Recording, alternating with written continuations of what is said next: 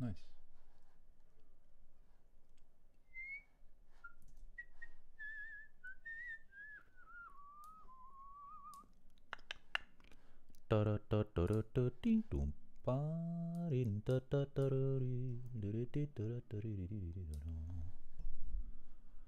Oh, so we're live? What the heck?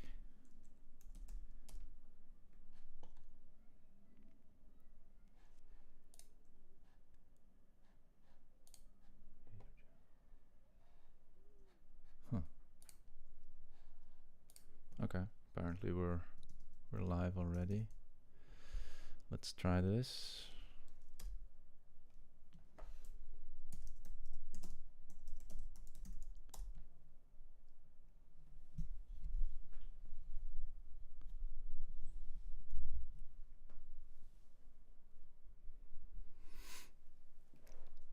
Okay, I'll just see with my chat here if they can access this stream.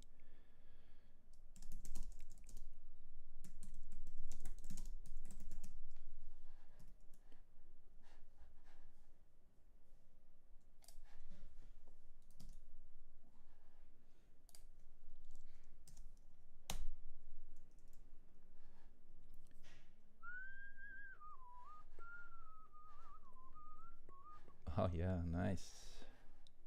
No sound? Is there no sound? There should be sound. But I don't have like a fancy, you know, like background. Okay, sound works. So we're all good. So yeah, I don't have like a nice background sound system or royalty-free stuff like the professionals do. But honestly, I just want to try this out and see if it works. So I started streaming on Twitch just like 10 minutes ago, and I gave a whole introduction to what we were going to do today, or what I'm at least going to attempt to do. And let's see if we're actually sharp. Maybe. Okay. Sound works. Anyway, I want to make this piece, this little robot drawing here, into a physical, a 3D printed physical that you can touch, and it's going to be a little bit similar to the Kirby animation that I also turned into a physical, and this is that piece. So it's a Blender animation, and I made this. Let's see if I can focus on that. So that's actually that's 3D printed. It's in a box. I don't think we're quite focused on it though. Anyway, you'll have to imagine it. I'm still holding on to 2 of these, and I still need to send them out to the collectors. But you know, now I can show them to you, so that's great. And yeah, same concept for this robot piece. And this one I actually messed up a little bit because there are a little bit too many colors in there. I can print 4 colors with my Bambu Lab printer, and that works splendidly. But here we have like light pink, dark pink, an even darker pink, white, black, blue. So these are kind of six colors, and I could make it work, but it was a little bit of a hassle. And usually when I work in one medium, like a digital piece, I really make a conscious effort not to think about any possible restrictions that other translations of the drawing would have. For example, if it would eventually go to print or 3D print, I try to stay free of those restrictions and really work as best as I possibly can in that medium, digital animation, for example. But in this case, I did have those 4 colors in mind, and I think actually that I did take a lot out of those 4 colors. Obviously, we also have the shading here. We have like shadows and lights, which makes it a lot more, which really makes it pop. But yeah, I think it looks quite complex, more complex than the Kirby piece. And I really love this animation, and I think we should be able to turn this into a nice physical as well. But let's see. So what I did so far is I just exported a high-res version. So we're in Blender here, and I exported a high-res version of 1 frame and pull it into Illustrator. So that's where we are here. And what we need to do here is, okay, first we'll check. We have exported this with transparency, so that's great, because otherwise if you have like a white background or something, it's going to turn that into another color. And we do have more colors than 4 in this one. We have like the light and the shadows, and we have like a shadow color here. But let's just see if we can isolate those colors with our image trace machine here, and see how far we can go. It's not always perfect, and we may have to do some adjustments in Photoshop, but I'll just try it as is now and see if we can isolate those 4 colors. So what you do is, I have this image trace panel open here, and I'll just go with these presets here. You have 3 colors and 6 colors, so I just go with 6 colors. It's warning me because it's a large image and it might take a while, but let's just go for it and see where we end up. Okay, so 6 colors. We actually, yeah, we have to wait until this is done, but we obviously have to reduce this to 4 colors.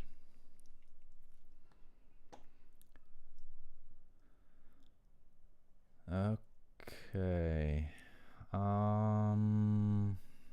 let's see. Okay, so we can see that it took the white here, and we don't actually want the white. We could do different things. Let's try to just reduce this first to 4 colors and see how it handles that. So this algorithm should like pull colors that are pretty close to each other into one blob. Oh, okay. Okay, so we have white, blue, dark lines, and red. So yeah, I mean, this should probably work. What's not good is obviously like the red that's inside here, and so we'll have to clean that up a little bit. But I think this will work. I think this works nicely. And as you can see, like we had this these 2 shades here of the lines, and then there was a shadow underneath, but it just made like one thick line there. And there are some settings here that we can change to see how it will affect the lines. For example, we can make more paths, and this is going to I think more closely like follow the line work on the original and make more paths out of those different shapes. So let's see how it will affect. That didn't really do much.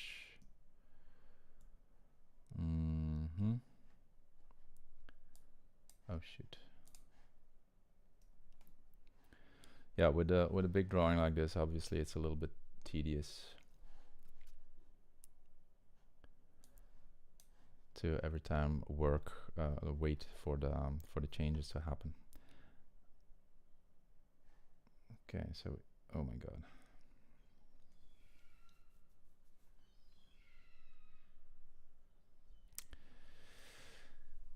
Yeah, every time when I hover with my mouse over one of these sliders and I move the scroll bar, then it's changing the values and it starts recalculating. So it's a little bit of a hassle. Okay, so let's compare these two. Wait a second, do I have another one open here? This guy, and we can, oh shoot. Okay, we're not going to do that because apparently it doesn't work really well. Not full screen. Let's try this. Okay. So this is what we have generated. The vectors that we have generated. I think the lines are a little bit, the lines could be a little bit thicker actually. I think that would work better in the 3D print. So we might be able to do that. So there's different options. So obviously we lost a little bit of the depth in this piece, but this is not going to be a digital piece. It's going to be a physical. So the depth is automatically generated a little bit by the physicality of the object. Like it's nice to hold, and you have the lighting on the object, and so we don't really need all this detail that much. And we will try different colors, different materials in the printing process. But yeah, I think it's quite nice actually. When I compare the lines here, it's pretty close. It's actually very, very close. Like when I check these lines, for example, this is spot on. So yeah, let's try and expand this. There we go. That was fast. Okay, so now we have different. Okay, we apparently there's a white. Okay, I probably forgot this. We need to say that there's a transparent layer. I think there's there's a switch in there in the tracing thing. So we need to flip that on, otherwise it's going to make this square background. Let's see. Okay, transparency. There we go. And you can do like ignore colors, which is also cool.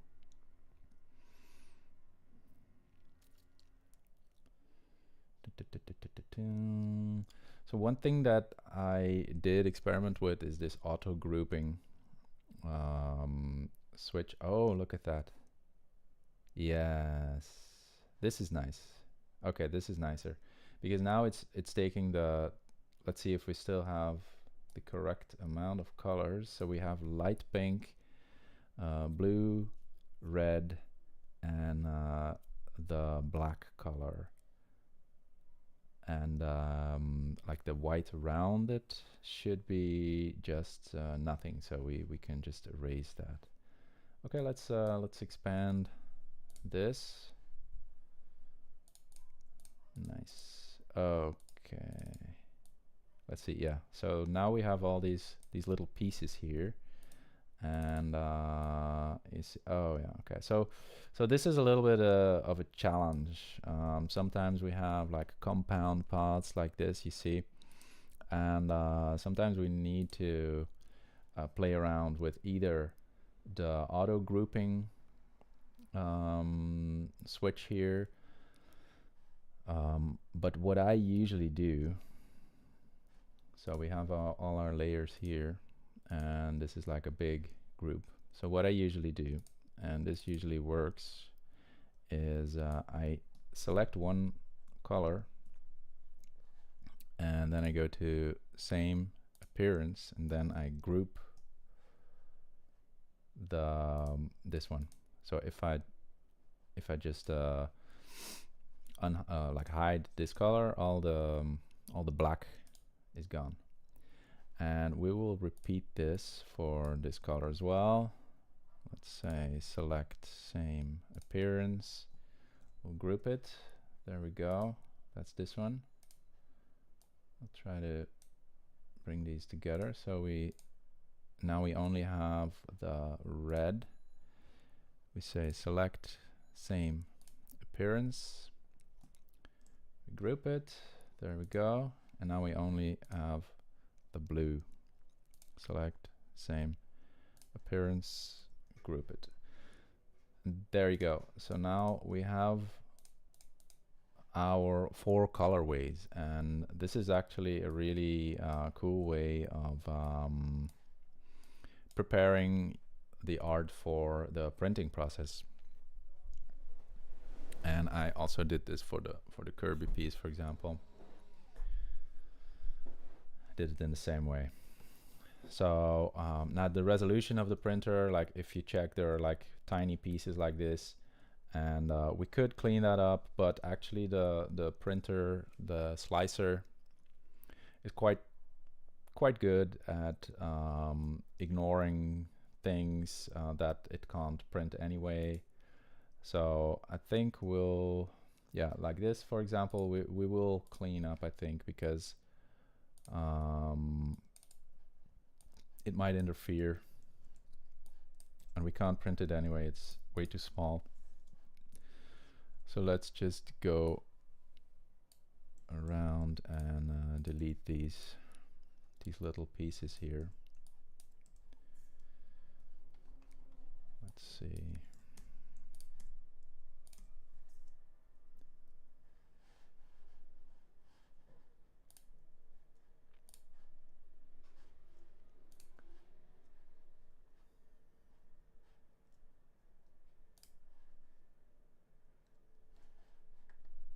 Okay.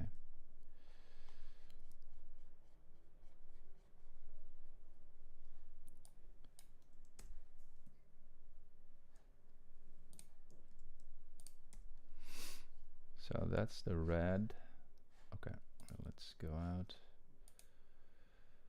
This guy,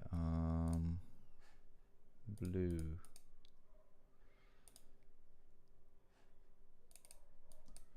Let's delete a few of those little shards here and there.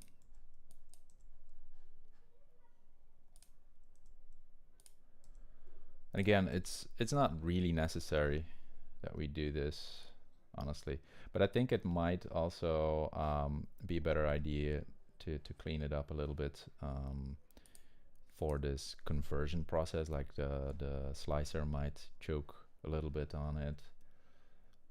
Okay, we have this, and then this is the black lines. Nice, cool. So this is actually all we need, because I'm printing this two-sided. So this piece is going to be on one surface, and on the other surface is going to be the same, but mirrored, flipped. So we print two sides, and then we actually glue them together, and there's going to be a chip inside that people can actually scan with their phone to go to the digital asset of this animation. So yeah, this is actually the main trick that I wanted to show you in this stream, but let me just show how we export it. So first of all, I'm going to ungroup. Wait a second. Ungroup this one. So we just have the layer. No, I'm not sure why we're in isolation mode here. Wait a second. Okay. There we go. So now we have, let's call this black. Let's call it white, but we might print it in like an off-white or something. We'll see what looks best. Red and blue. Okay. And I'm just going to save this. Yeah, robots, AI, there you go. Okay, I'm going to save this as an Illustrator file, but now we're actually going to delete all of this, and this we're going to save as a SVG, as a standard SVG file, and we're gonna call, let's take a new folder here, and robots there. Oh, robotos, why not? Robots blue. There we go, SVG. Then I'm just going to do, I'm undoing this, and now we're deleting all these, and let's save this as the red colorway. Physicals, robotos, there we go. Robots red. Great. Now, oh shit.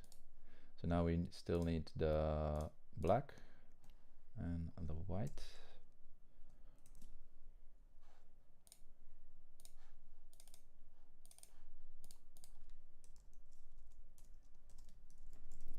White.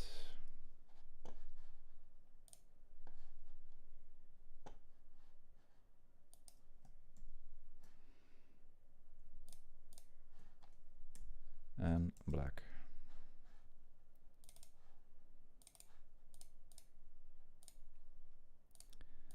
So now we have 4 SVGs.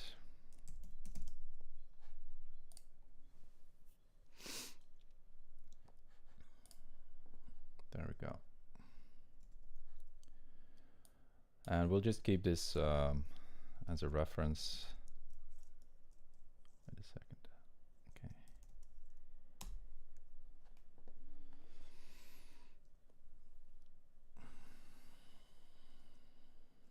And now let's see if we can pull this into Bambu Studio and slice it up.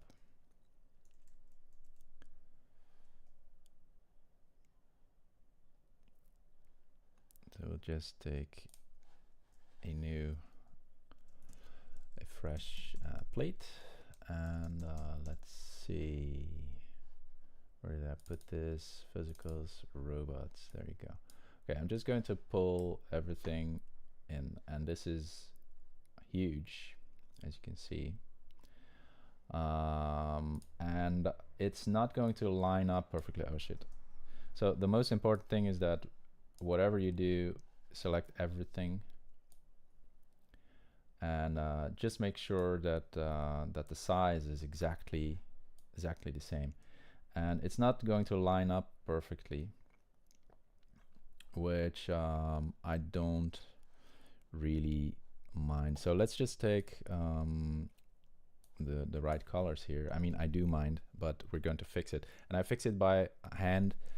You can do it in a different way. You can, like in Illustrator, if you put like 3 or 4 reference points that will be the same on every 4 of the colors, then you can export it with those reference points in place, and you'll have the same size and they will be positioned the same.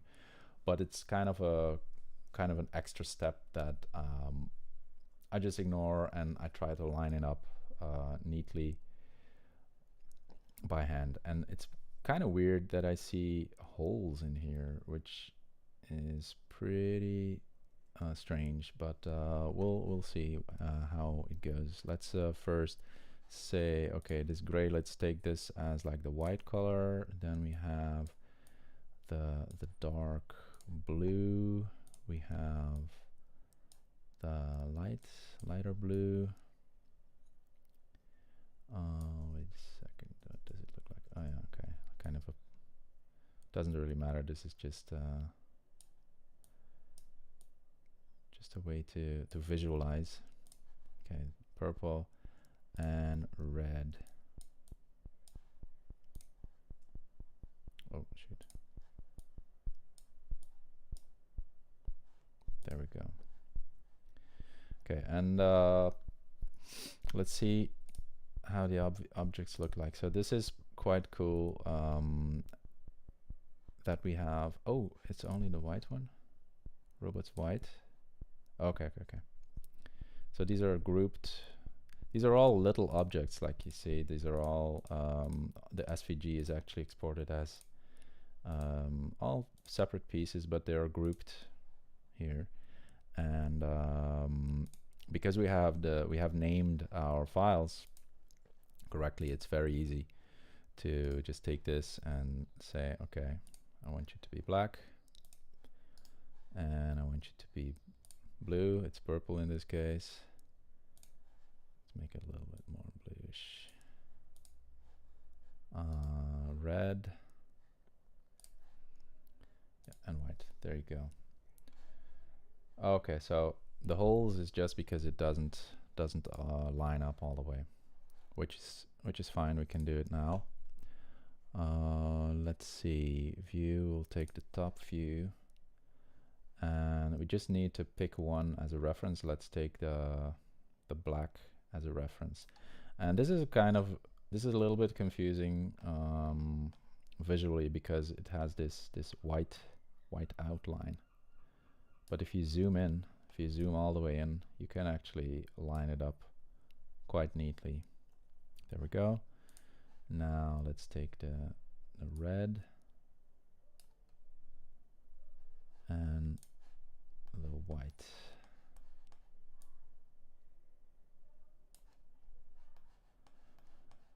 And then it's a good idea to check on the upper right side and the bottom left to see if it lines up neatly. And it kind of looks really nice, you guys. Look at this. Look at this. This is brilliant. This is going to make a really cool physical. So we're in the slicer here already, so we can just hit slice plate, and it's going to create all the G code that we need. Let's see, there's like an error. I mean, I'll fix this later. I'll look at it later. But in any case, we can just go ahead and hit print on this one, which I'm not going to do now. I'm going to still split this up. As I told you, I'm going to actually print the two sides, like one mirrored, so we can actually glue it together, and then we don't have the issue that one side is has the nice surface of the build plate and the other doesn't. So if you mirror it, if you split it, you mirror it, and you print both sides on the build plate, then you have the exact same texture on the two surfaces. So that's actually what we want.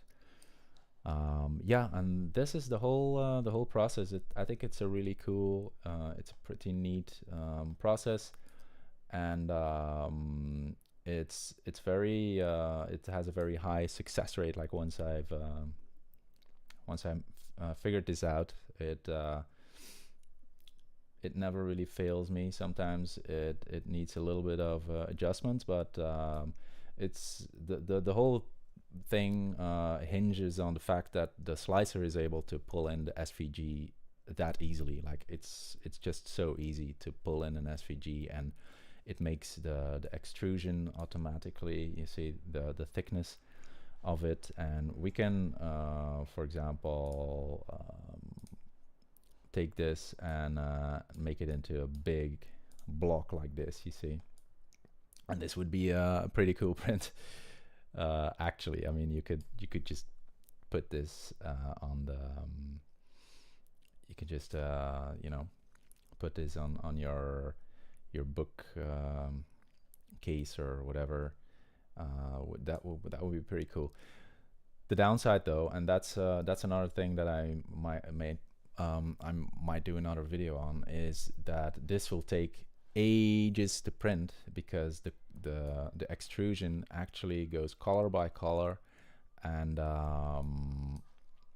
it will like switch colors every single layer, which you don't really want, because it's not necessary. You only need the colors on the top and the bottom, like maybe 2 or 3 layers, and then you can just fill it up with one color, like the darker color, for example. You can just print it through, which is a much better idea, obviously, because it will save you hours and hours of printing time. And if we, for example, slice this, I'm going to show you how. Oh, wax bananas there, yeah. Nice.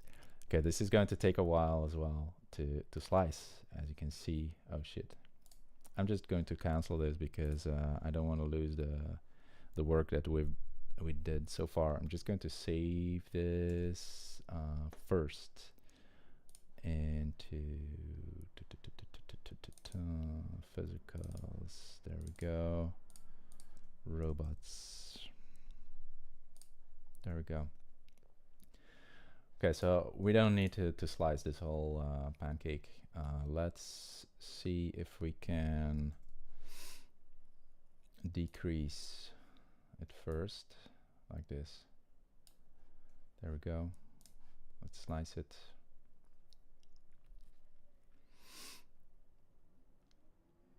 Okay, that's quite a bit faster. So if you see, if we go through every single layer, you'll see that it keeps repeating the drawing throughout, like every layer, and switching colors, like on one layer, like there's 4 colors to switch between, and it creates a huge like filament waste, because it needs to poop all the previous color before it switches to the next one. So we don't have to do that. But that takes a little bit of work, because then we will have to go back to Illustrator, for example, and create an extra piece that is going to fit inside of this one, and we're going to actually manually position it inside the print, so it could print a solid color in the in-between layers of this piece. So that's a little bit of yeah, a tedious step that I will have to do though, because otherwise it will take a very long time to print. But I'm not going to do that now. I hope this little technique or workflow was interesting to follow, and yeah, this was I guess my first YouTube stream. I'll definitely do more, and also I'll try to make it a little bit more professional or something.